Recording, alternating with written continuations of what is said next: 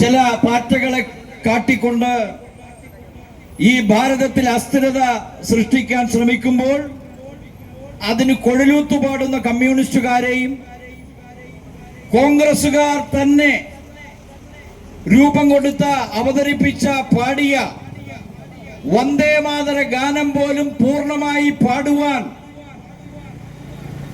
അറയ്ക്കുന്ന കോൺഗ്രസുകാരെയും മാവോവാദികളെയും വിഘടനവാദികളെയും കാണുന്ന സമയമാണിത്.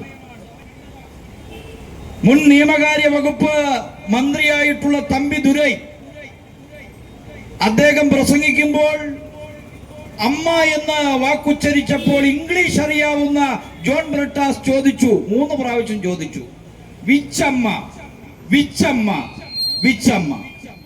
രാജ്യസഭയിലാ ചോദിച്ചത്, നമ്മൾ കണ്ടതാ.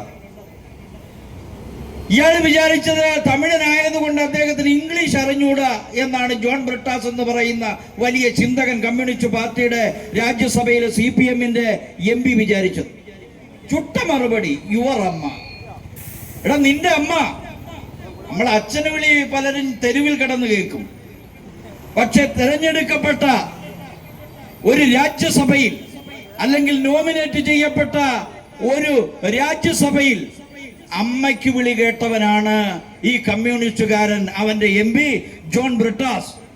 നാം ചിന്തിക്കണം, ഈ രാഷ്ട്രം ഭരിക്കുന്ന നരേന്ദ്രമോദി എന്ന് പറയുന്ന ചായ കച്ചവടക്കാരന്റെ മകനെ 26 രാഷ്ട്രങ്ങൾ അവരുടെ സിവിലിയൻ ബഹുമതി നൽകിയ ആ രാഷ്ട്ര നേതാവിനെ, ദേശീയ നേതാവിനെ കളിയാക്കുകയാണ്. ആര്?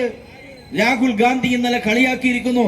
പത്രസമ്മേളനം നടത്തി, പാർട്ടി പരിപാടി നടത്തിക്കൊണ്ട് കളിയാക്കിയിരിക്കുന്നു. എന്താണ്? കെട്ടിപ്പിടുത്തമല്ല വിദേശകാര്യ നയം എന്നാണ് അദ്ദേഹം പറഞ്ഞിരിക്കുന്നത്. ഈ വേദിയിൽ വെച്ച് നമ്മൾ രാഹുൽ ഗാന്ധിയെ കളിയാക്കുന്നത് ശരിയല്ല. കെട്ടിപ്പിടിക്കാത്ത ഒരു മനുഷ്യനാണ് അദ്ദേഹം. ആരോടൊപ്പമാണിപ്പോ യാത്ര ചെയ്യുന്നതെന്ന് പോലും നമുക്ക് അറിഞ്ഞുകൂടാ.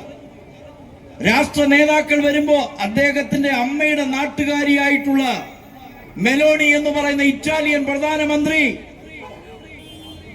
ഇന്ത്യയുമായി സ്ട്രാറ്റജിക്കലായിട്ടുള്ള ബന്ധം സ്ഥാപിക്കുമ്പോ, ഒരു ഷെയ്ക്ക് ഹാൻഡ് രാഷ്ട്ര നേതാക്കൾ തമ്മിൽ കൊടുക്കുമ്പോ, നമ്മുടെ രാഷ്ട്ര നേതാവായിട്ടുള്ള അന്താരാഷ്ട്ര നേതാവായിട്ടുള്ള നരേന്ദ്രമോദിജിയെ കളിയാക്കുകയാണ് കോൺഗ്രസുകാരൻ.